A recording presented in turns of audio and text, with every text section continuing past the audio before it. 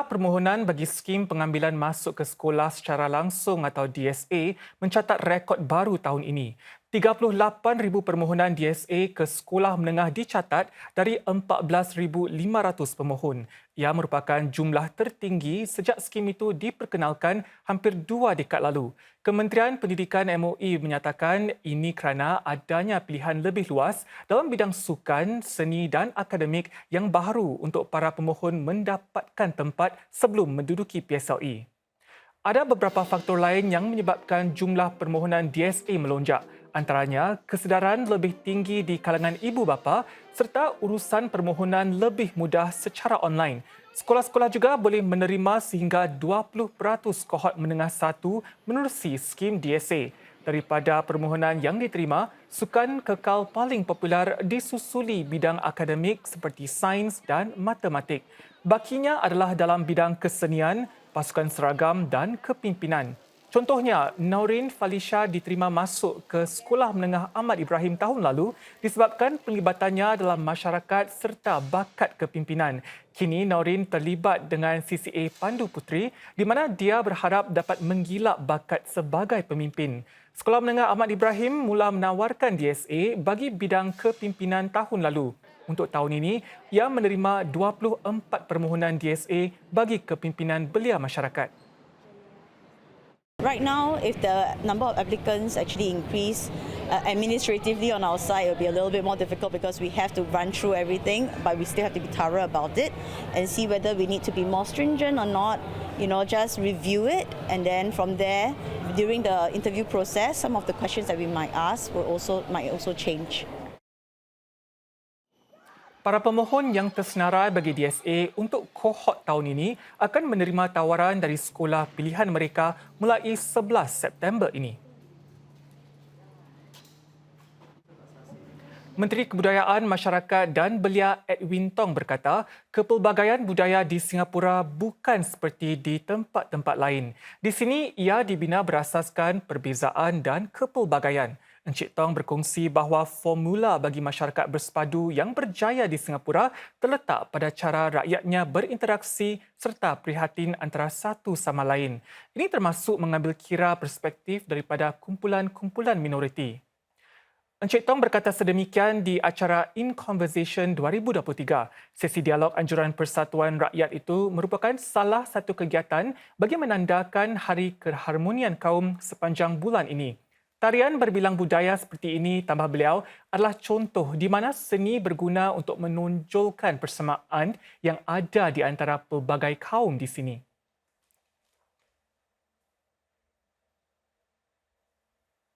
Bakal calon pilihan raya Presiden Tharman Shanmugaratnam melahirkan keyakinannya terhadap sistem Singapura dalam menangani kegenjotan. Beliau berkata demikian sebagai mengulas soalan para wartawan berhubung isu siasatan Biro Siasatan Amalan Rasuah atau CPIB terhadap Menteri Pengangkutan S. Iswaran.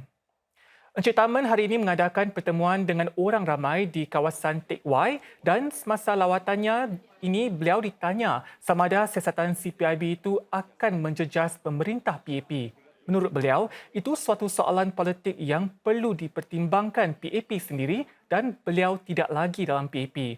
Namun beliau percaya Singapura akan keluar daripada isu itu dengan lebih kukuh lagi.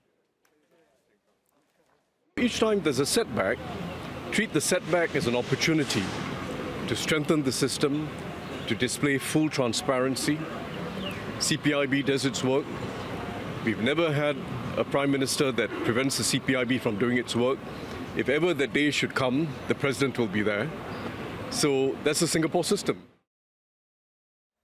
Lebih 120 keluarga bekas bersalah di merata negara menerima agihan daging kurban hari ini. Daging-daging itu didermakan mereka yang melakukan ibadah kurban menerusi Salam SG Kurban.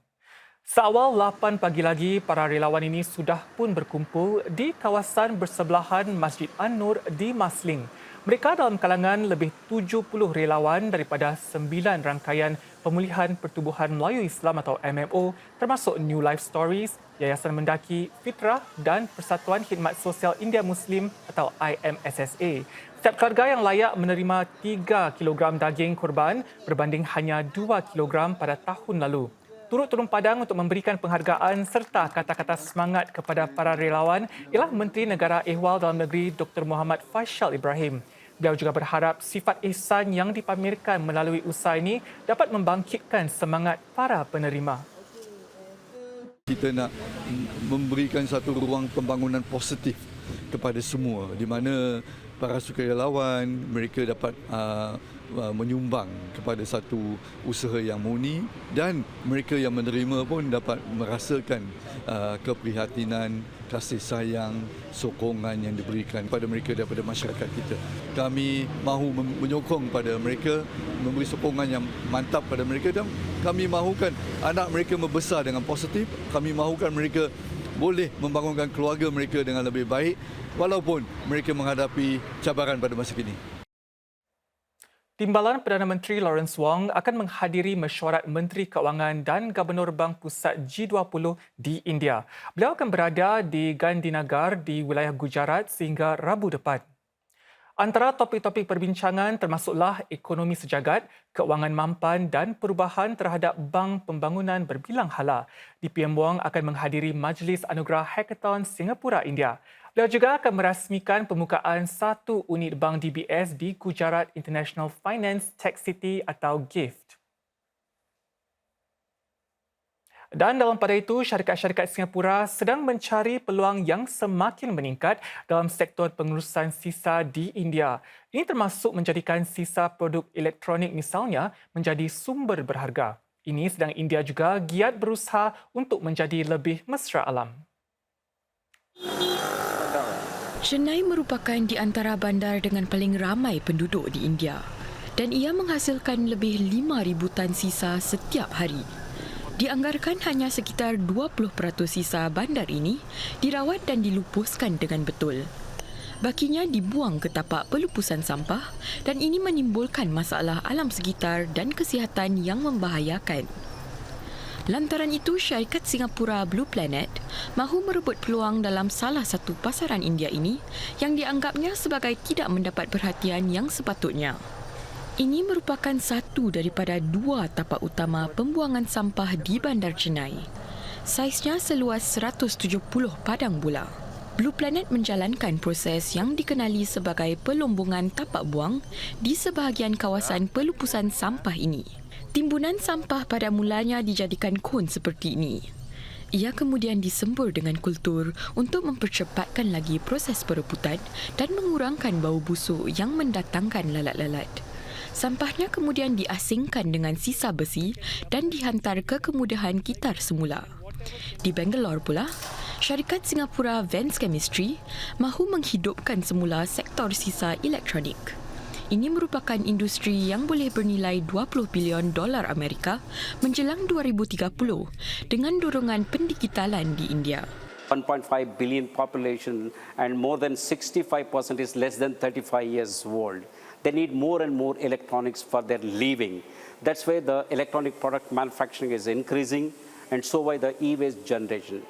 Sejak tahun 2014, syarikat ini sudah merawat sebanyak 25,000 tan. Saudara, dengan sekitar sebulan sahaja sebelum Hari Kebangsaan, para peserta sedang giat membuat persiapan. Mereka yang terlibat dalam segmen pertahanan mutlak berkongsi kegairahan dan makna pelibatan mereka. Sudah berbulan-bulan namanya, Kapten Jintan dan pasukannya sibuk membuat persiapan bagi segmen pertahanan mutlak Perbarisan Hari Kebangsaan NDP tahun ini. We've actually had to go through many iterations and discuss really in-depth into how to make all 3 components, floats, flag as well as the assets come together. And prior to that, we're actually training in separate components. So it's really refreshing now that we are here at Padang, to bring together all 3 groups to practice on the same stage. Kapten Tan juga berkongsi bahawa pelibatannya kali ini sangat bermakna baginya. Ini kerana beliau sebelum ini pernah mengambil bahagian dalam NDP sewaktu di sekolah menengah dan merupakan satu-satunya anggota Pandu Puteri dari sekolahnya yang berbaris dalam kontingen Pandu Puteri. NDP kali ini juga amat istimewa bagi Sarjan Ketiga Arnaf Chabira. Ini kerana dia merupakan antara pelajar yang terperangkap dalam tragedi gempa bumi Sabah pada tahun 2015 dan mengalami kecederaan. Lantaran itu, Sarjan Ketiga Arnaf berharap dapat menjiwai semangat ketabahan atau berdaya tahan dalam persembahannya. I do think psychological defense is very important for everyone in general. Just to have that mental resilience to keep moving forward is definitely something that everyone can work towards. I do think my past experiences can show that example. Segmen pertahanan mutlak kali ini akan menampilkan lebih 600 peserta. Selain daripada pandu lalu aset-aset yang menjadi kegemaran para penonton, terdapat juga elemen-elemen baharu. Segmen baharu itu bertujuan memaparkan unsur pertahanan mutlak yang lebih menarik dan dapat dikaitkan dalam kehidupan seharian. Antaranya adalah 6 kenderaan berhias gergasi yang mempamerkan objek-objek harian yang masing-masing melambangkan tunggak hari mutlak.